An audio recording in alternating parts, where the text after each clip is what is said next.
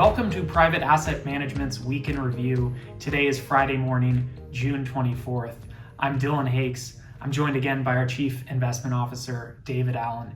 David, a short trading week, but a positive week, especially after the last couple of weeks. All right. Good morning, Dylan. It has been nice to see some stronger trading this week after 2 consecutive weeks of a pretty strong selling pressure in equity markets. What is driving the strength this week? Have we learned any news? What's going on in markets? So obviously, at any time in markets, there's quite a bit going on. But this morning, I think some of the strong trading we've seen is due to largely 2 factors. First, this morning we saw some revised data for consumer sentiment, which included revised consumer inflation expectations.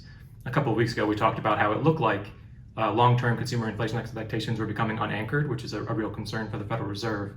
But this morning's data actually showed that there hasn't been any change. We're still at 3.1% in terms of consumers' expectations for inflation over the next 5 to 10 years. So that was a great sign. Inflation expectations do seem to be the biggest concern of the market right now. I mean, that's obviously a positive thing. What else are we learning on that front?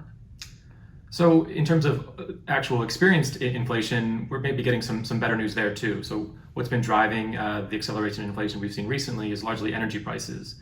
And so energy prices have actually come down in recent weeks, including wholesale gasoline prices. And so as those lower wholesale gasoline prices trickle down to retail prices, consumers may begin to see lower prices at the pump sometime this summer. Speaking of gas prices, we've heard in the news this week that President Biden is calling for a gas tax holiday, a temporary pause in the federal gas tax. What is that all about? Right. So the president has thrown his support behind the idea of a 3-month gas tax holiday. So on every gallon of gasoline, there's a roughly 18 cents tax that goes to the federal government, which funds the Highway Trust Fund. And so this measure, which would require congressional approval, would suspend that for a period of 3 months with the goal of lowering retail prices of gasoline for consumers. All right, big question. Will that work? Will that do anything to relieve prices at the pump? Well, some of the research that's out there suggests that it won't. Largely the reason is that when you artificially reduce the price of gasoline, all that does is drive up demand. And so increased gasoline demand is just going to return prices back to the prior level. So not hopeful that this measure, if it does receive congressional approval, would have much of a lasting impact on gasoline prices for consumers. Does it seem likely to happen to get through Congress? It doesn't. We haven't seen much congressional support build behind the idea of the federal gas tax holiday. However, as I mentioned before, we actually might see retail gasoline prices fall sometime this summer, just based on some of the lower prices for wholesale gasoline prices that we're seeing right now. Another big news story this week, we had the continued fall of cryptocurrencies. Bitcoin over the weekend broke a key support level of the peak from going back to 2017. What are we seeing in the crypto space? Amid generalized turmoil in the cryptocurrency space, we've seen Bitcoin sell off about 70% from its peak at the end of last year. That's put a lot of pressure on some of the infrastructure that's built up around the decentralized finance space. A couple of lenders have been forced to suspend withdrawals.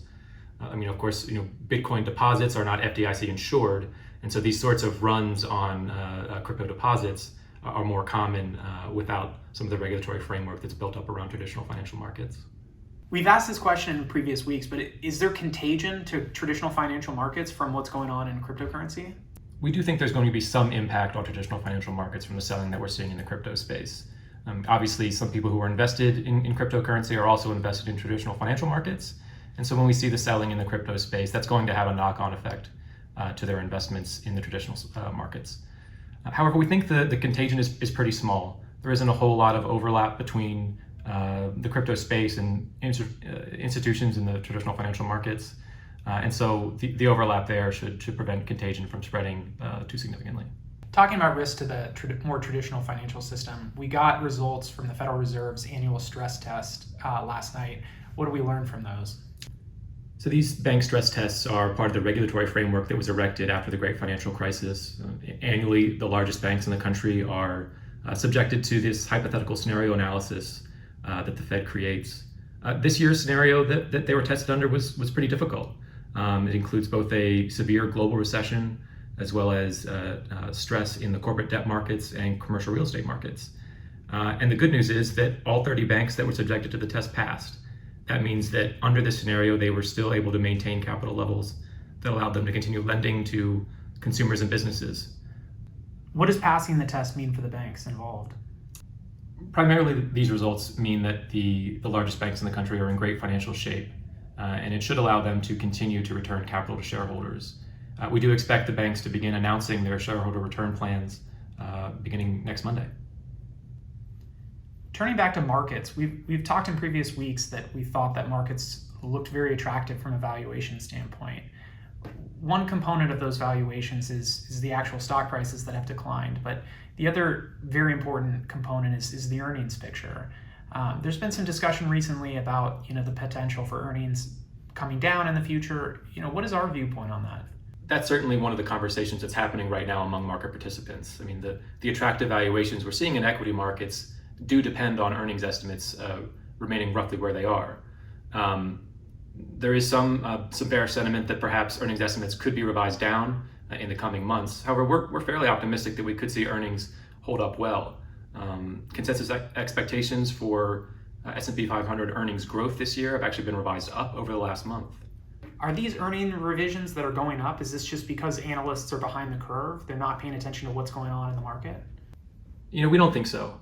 So these consensus earnings estimates are gathered from equity analysts who are looking at markets from a bottom-up perspective. They're looking at individual companies, analyzing their fundamentals, and making projections for earnings based on those. And what we've seen is actually the dispersion between the most optimistic and the least optimistic analysts for S&P 500 companies has remained relatively stable in recent weeks. And that's generally been a good sign in terms of overall earnings estimate stability moving forward. All right, David, what do we have on the agenda for next week? So fairly busy week next week in terms of economic data. We'll get our third and final look at first quarter 2022 GDP, where we're expecting to see a slight positive revision to that data. And then at the end of the week, we'll actually get our personal income and spending report for May. This is the best look at consumer spending that we get on a monthly basis. We're expecting to see slightly slower monthly growth in spending overall. That's largely due to the strength that we saw in April. We also, in that report, get a look at PCE inflation. Now, as we saw in the CPI report earlier this month, we are expecting monthly growth in both headline and core PCE to accelerate. However, core PCE on a year-over-year basis is expected to slow just slightly. We'll look forward to that data. Thanks everybody for joining us for Private Asset Management's Week in Review. We'll see everybody next week.